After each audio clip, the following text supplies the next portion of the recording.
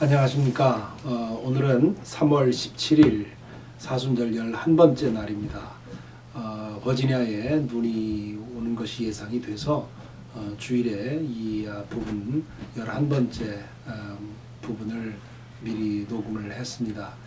여러분 눈이 오는데 몸 조심하시고요. 건강 조심하시고요. 오늘 하루 쉬게 되실 분들은 편안한 안식이 되시기 바라겠고요. 눈 때문에 또 사업상 직장에 문제가 있는 분들이 큰 어려움 당하지 않게 되기를 바랍니다. 오늘 11번째 날은 마태복음 22장 41절부터 46절 다윗의 자손에 대해 논쟁하는 이야기가 나옵니다. 먼저 그 말씀을 읽겠습니다. 바리새파 사람들이 모였을 때에 예수께서 그들에게 물으셨다. 너희는 그리스도를 어떻게 생각하느냐? 그는 누구의 자손이냐? 그들이 예수께 대답하였다. 다윗의 자손입니다.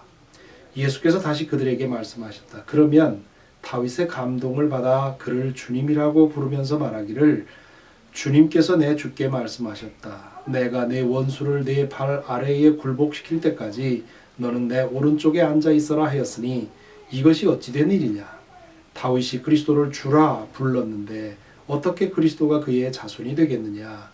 그러자 아무도 예수께 한마디도 대답하지 못했으며 그날로부터는 그에게 감히 묻는 사람도 없었다. 이것이 오늘 11번째 날 우리에게 주신 말씀입니다. 예루살렘에 도착하신 다음 날 예수님은 성전에서 여러 주제로 논쟁을 하시지요.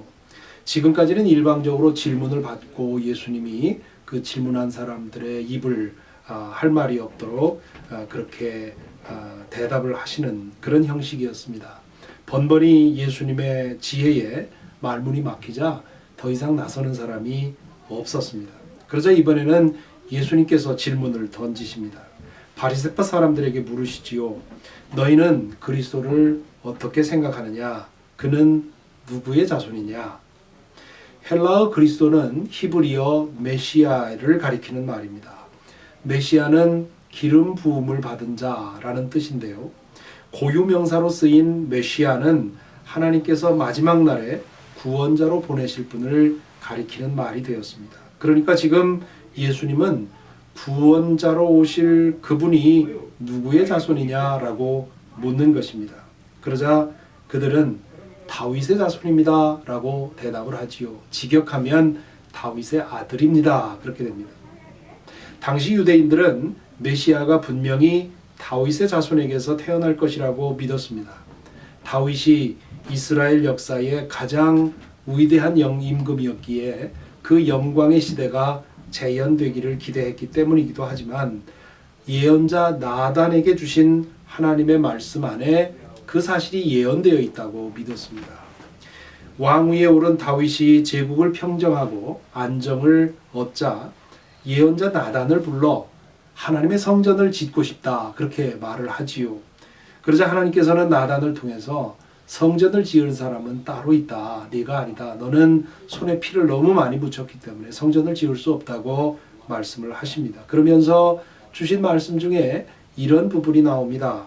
사무엘하 7장 12절부터 16절 성경이 있는 분들은 한번 찾아보시기 바랍니다. 사무엘하 7장 12절부터 16절에 이렇게 말씀하십니다. 너의 생애가 다하여서 내가 너의 조상들과 함께 묻히면 내가 내 몸에서 나올 자식을 후계자로 세워서 그의 나라를 튼튼하게 하겠다. 바로 그가 나의 이름을 드러내려고 집을 지을 것이며 나는 그의 나라의 왕위를 영원토록 튼튼하게 하여 주겠다. 나는 그의 아버지가 되고 그는 나의 아들이 될 것이다. 그가 죄를 지으면 사람들이 저의 자식을 매로 때리거나 채찍으로 치듯이 나도 그를 징계하겠다. 내가 사울에게서 나의 총애를 거두어 나의 앞에서 물러가게 하였지만 너의 자손에게는 총애를 거두지 아니하겠다. 내 집과 내 나라가 내 앞에서 영원히 이어갈 것이며 내 왕위가 영원히 튼튼하게 서 있을 것이다. 이 예언이 주어진 후에 그 모든 일이 솔로몬에 대한 예언이라고 예상을 했습니다. 그런데 솔로몬이 성전을 짓기는 했지만 그의 왕위는 영원하지 못했습니다. 그 이후로 이스라엘 백성들은 이 예언이 장차올 메시아에 대한 예언이라고 해석을 했던 것이지요. 예수님 당시가 되면 다윗의 자손이라는 말은 유대인들 사이에서 메시아를 가리키는 칭호가 되었습니다. 바리새파 사람들은 그 믿음에 따라서 다윗의 자손에게서 메시아가 나올 거라 그렇게 대답을 한 거지요. 그러자 예수님이 그들에게 대답하기 어려운 또 질문을 하십니다. 이렇게 말씀하시지요. 그러면 다윗이 성령의 감동을 받아 그를 주님이라고 부르면서 말하기를 주님께서 내 주께 말씀하셨다. 내가 내 원수를 내 발 아래에 굴복시킬 때까지 너는 내 오른쪽에 앉아 있어라 하였으니 이것이 어찌 된 일이냐? 다윗이 그리스도를 주라 불렀는데 어떻게 그리스도가 그의 자손이 되겠느냐? 예수님은 여기서 시편 110편 1절을 인용을 하십니다. 시간 되시는 분들은 시편 110편을 찾아서 읽어보시기 바랍니다. 예수님은 시편의 사람이라는 그 별명으로 불릴 만큼 시편을 좋아하셨습니다. 그분의 말씀에 안에 시편 구절들이 자주 보입니다. 그만큼 시편들을 많이 읽고 묵상하셨다는 뜻이지요. 시편 110편에는 다윗의 노래라는 표제가 붙어 있습니다. 다윗은 1절에서 말하지요. 주님께서 내 주께 말씀하셨다. 여기 앞에 주님은 성부 하나님을 가리킵니다. 옛날 번역에는 여호와 혹은 야훼라고 했습니다. 그 성부 하나님께서 내 주께 말씀하셨다 그렇게 얘기를 합니다. 뒤에 내 주께는 다윗이 주님으로 섬기는 분을 가리킵니다. 그분이 과연 누구입니까?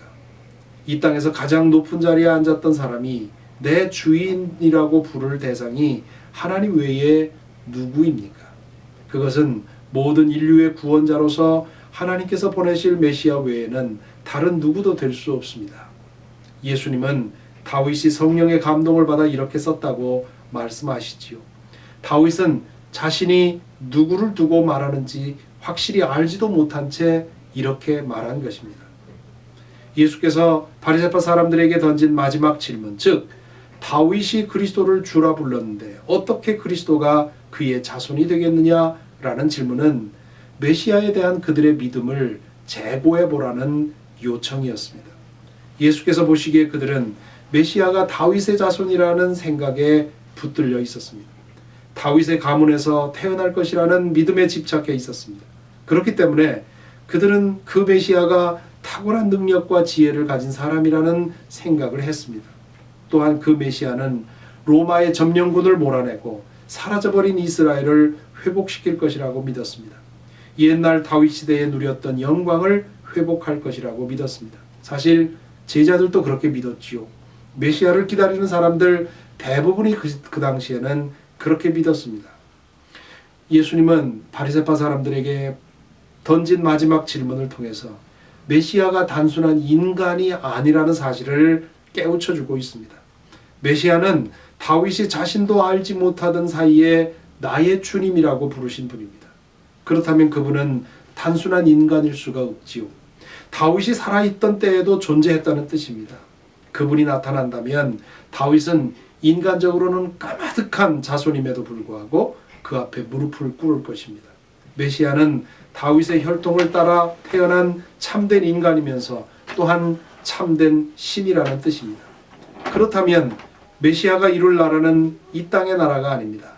메시아가 이룰 사명은 이스라엘 민족에게 국한된 것이 아닙니다. 유대인들이 이를 갈았던 대상인 로마인들도 메시아의 구원의 대상인 것입니다.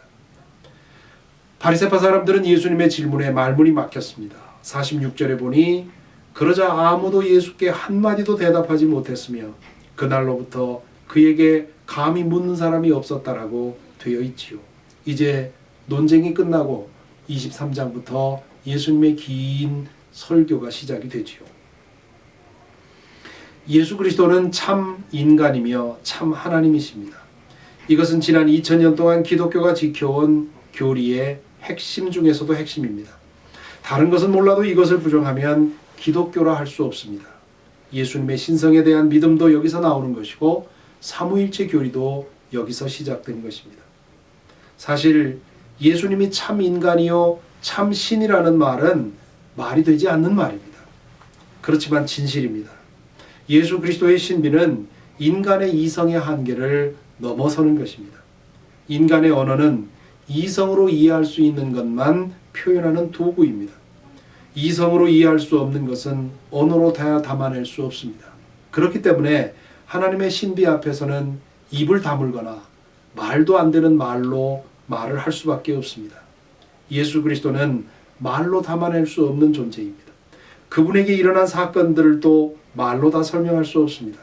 그분은 우리와 동일한 해부학적인 구조를 가지고 태어나셨고 우리와 동일한 감정과 생각과 욕구를 가지고 사셨습니다. 인간의 몸을 입고 나타나서 연극을 하고 가신 분이 아니라 철저히 완전히 속속들이 우리와 똑같은 인간이었습니다. 그렇기 때문에 그분은 인간으로 산다는 것이 어떤 것인지 아십니다. 인생의 환희도 아시고 인생의 고민도 아시고 인생의 아픔도 아시고 인생의 절망도 아십니다. 그래서 히브리서 저자는 이렇게 말하지요. 히브리서 2장 14절부터 18절의 말씀입니다. 이 자녀들은 피와 살을 가진 사람들이기에 그도 역시 피와 살을 가지셨습니다. 그것은 그가 죽음을 겪으시고서 죽음의 세력을 쥐고 있는 자 곧 악마를 멸하시고 또 일생 동안 죽음의 공포 때문에 종노릇하는 사람들을 해방시키기 위함이었습니다. 사실 주님께서는 천사들을 도와주시는 것이 아니라 아브라함의 자손들을 도와주십니다. 그러므로 그는 모든 점에서 형제자매들과 같아지셔야만 했습니다. 그것은 그가 하나님 앞에서 자비롭고 성실한 대제사장이 되심으로써 백성의 죄를 대신 갚으시기 위한 것입니다. 그는 몸소 시험을 받아서 고난을 당하셨으므로 시험을 받는 사람들을 도우실 수 있습니다. 동시에 그분은 참 인간이시면서 또한 도무지 인간만으로는 생각할 수 없는 그런 분이었습니다. 그렇게 사셨고 죽으셨고 또한 도무지 상상할 수 없는 부활의 사건이 그분에게 일어났습니다. 그분의 육신이 더 이상 보이지 않게 된 이후에도 그분은 여전히 살아 활동하고 계시지요. 그래서 그분이 하나님이라는 사실을 인정할 수밖에 없습니다.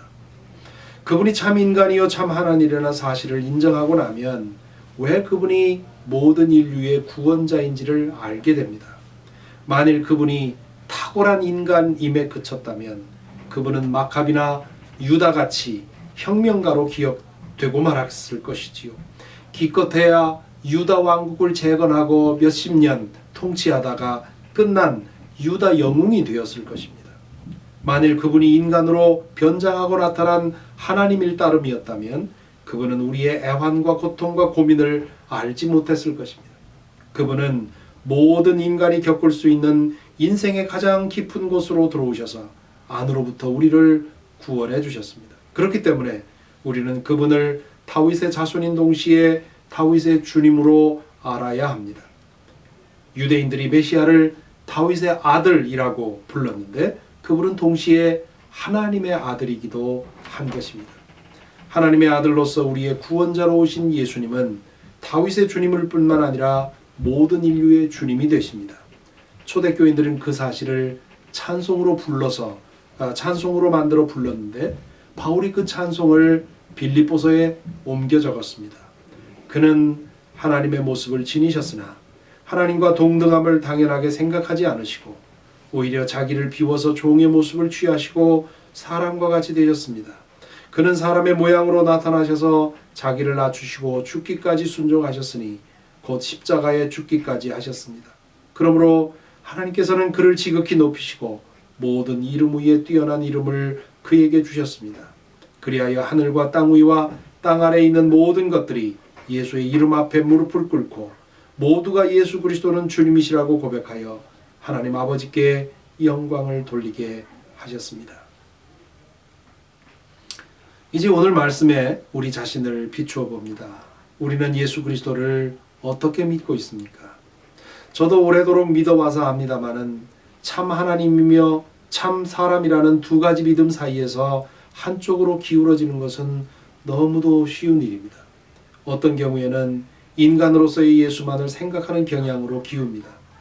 오래전에 나온 신학책 중에 예수라는 사나이라는 책이 있었습니다. 제 서가에 그 책이 있었는데 초등학생 시절에 제 아이가 그 책을 보더니 저 책 쓴 사람 되게 건방진데?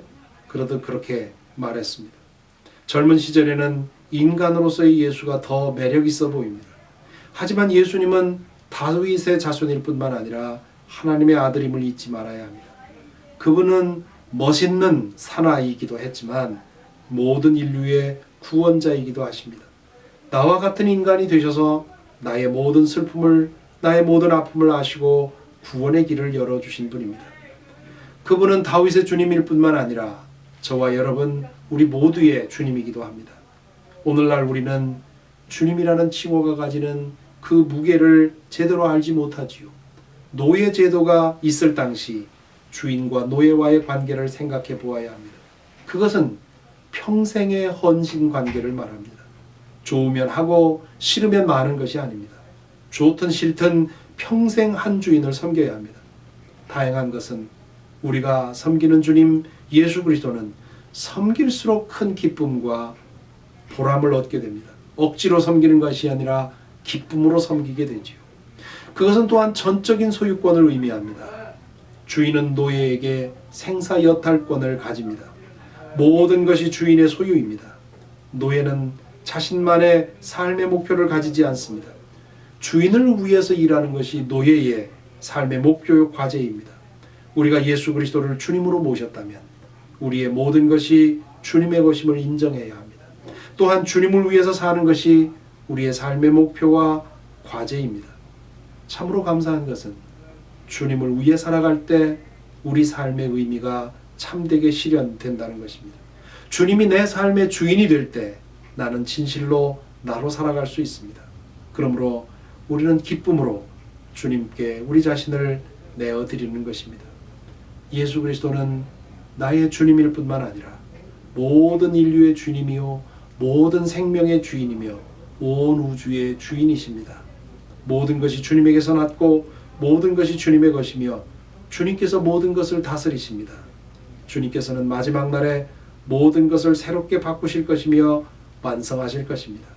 우주의 운행이 저절로 이루어지는 것 같고 인류 역사가 인간의 욕망으로 만들어지는 것 같아 보이지만 보이지 않는 주님의 손이 다스리십니다. 따라서 우리는 늘 주님의 주권을 인정하고 고백하고 찬양합니다. 그런 믿음으로 우리는 이 세상이 좀 더 주님의 진정한 주권자의 뜻에 일치하도록 헌신합니다. 그것이 주님을 높이는 또 하나의 방법인 것입니다. 잠시 눈을 감고 오늘의 말씀을 묵상하십시다. 여러분은 주님을 예수 그리스도를 어떻게 생각하셨습니까? 예수 그리스도를 예수 그리스도답게 믿으셨습니까? 그분이 우리와 똑같은 인성을 갖고 본성을 갖고 우리와 똑같은 아픔과 고난을 당하셨다는 사실을 기억할 때 우리에게 무한한 위로와 힘이 될 것입니다. 그러나 그분은 그것으로 끝나지 아니하고 하나님의 아들로서 우리를 구원하여 주신 분입니다. 그러므로 우리는 그분을 의지하고 그분께 우리의 구원을 구할 수 있습니다. 뿐만 아니라 우리는 매일매일 생활 속에서 그분을 주님으로 인정하고 그분의 주권을 인정하며 그분을 위해서 살아갑니다. 온 세상이 그분의 주권 하에 들어가는 새하늘과 새 땅을 기대합니다. 저와 여러분 우리 모두가 진실로 예수 그리스도를 주님으로 영접하고 매일매일 주님으로 살고 그리하여 우리의 삶이 주님의 그 은총 속에서 온전하게 되기를 바랍니다.